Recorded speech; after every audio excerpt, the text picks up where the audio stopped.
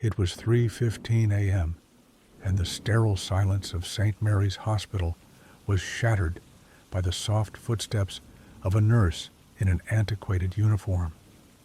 Her reassuring words about my sister's recovery should have comforted me, yet an inexplicable chill ran down my spine. Little did I know this encounter would blur the lines between reality and the supernatural. Before I became a nurse, I experienced the hospital environment from a different perspective. My sister, Emily, had been in a severe car accident and was admitted to the Trauma Intensive Care Unit, TICU, at St. Mary's Hospital in Boston. The rhythmic beeping of monitors and the faint scent of antiseptic became the backdrop of my days and nights as I kept vigil by her bedside. On the third night, fatigue weighed heavily on me. At 3:15 a.m., I decided to stretch my legs and get a cup of coffee. The hospital's corridors were eerily quiet, the usual daytime bustle replaced by a profound silence. Opting for the stairs to shake off the drowsiness, I descended to the ground floor, the sound of my footsteps echoing in the empty stairwell. After retrieving a lukewarm cup of coffee from the vending machine, I began my ascent back to the 5th floor. As I pushed open the stairwell door, I noticed a figure approaching from the opposite end of the hallway.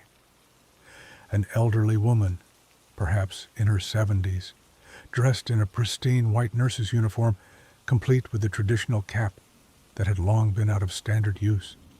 Her presence was both unexpected and oddly comforting. As we drew closer, she offered a gentle smile, her eyes reflecting a depth of experience.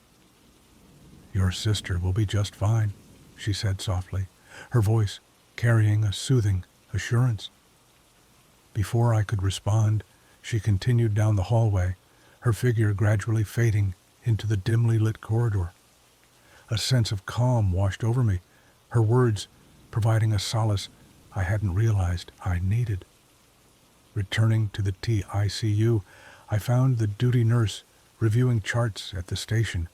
Noticing my contemplative expression, she raised an eyebrow.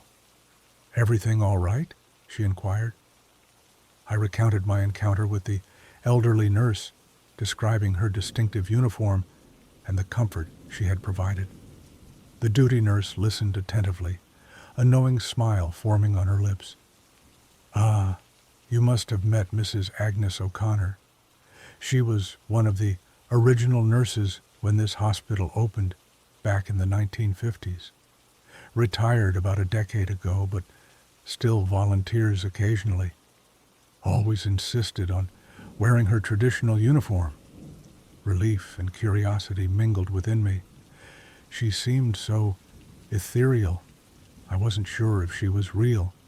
The nurse chuckled softly. "Mrs. O'Connor has that effect on people.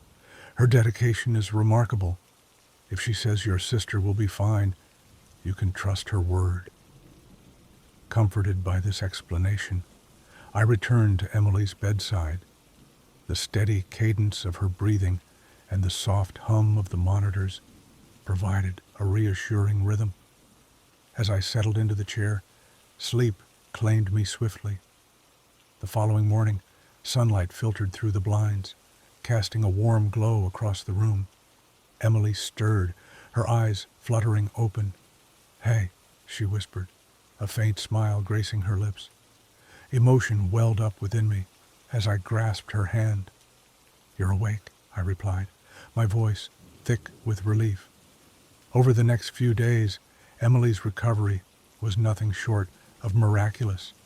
The medical staff marveled at her progress, attributing it to a combination of medical intervention and sheer willpower. On the day of her discharge, as we made our way through the hospital's main corridor, a photograph caught my eye. There, displayed prominently on the wall, was a portrait of Mrs. Agnes O'Connor in her distinctive uniform, standing beside the hospital's founder. Approaching the front desk, I inquired, "Is Mrs. O'Connor here today? I'd like to thank her personally." The receptionist glanced up, a puzzled expression on her face. "Mrs. O'Connor? I'm afraid she passed away about 5 years ago." A chill coursed through me. "But I saw her just a few nights ago. She spoke to me." The receptionist offered a sympathetic smile. "You're not the first to say that. Many have reported similar encounters. It seems her spirit remains, watching over those in need." As we exited the hospital, the weight of the experience settled upon me. Had I truly encountered a benevolent spirit, or was it a manifestation of my subconscious, offering comfort in a time of distress? The boundary between reality and the supernatural had blurred, leaving me with a profound sense of wonder and a lingering question. In moments of despair, do the departed return to offer solace, or does our mind conjure the comfort we so desperately seek?